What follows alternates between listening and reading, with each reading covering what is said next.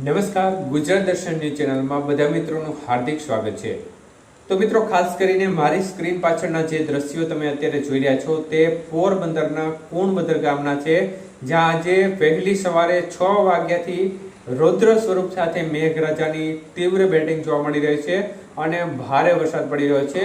તો અત્યારે જે માહિતી મળી રહી છે તે મુજબ જોવા જઈએ તો 5 ઇંચ કરતા પણ વધુ વરસાદ પડ્યો છે। એક પ્રકારે આભ ફાટ્યું હોય તે પ્રકારનો ભારે વરસાદ સતત આ વિસ્તારમાં જોવા મળી રહ્યો છે।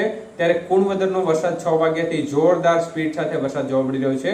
તો પોરબંદરથી લઈને દ્વારકા પટ્ટી વચ્ચેનો જે ભાગ છે તેમાં પણ મુશળધાર વરસાદ વહેલી સવારથી જ આજે જોવા મળી રહ્યો છે। દક્ષિણ ગુજરાતના ભાગોમાં પણ જોરદાર વરસાદના સમાચાર સામે આવી રહ્યા છે અનેક વિસ્તારોમાંથી।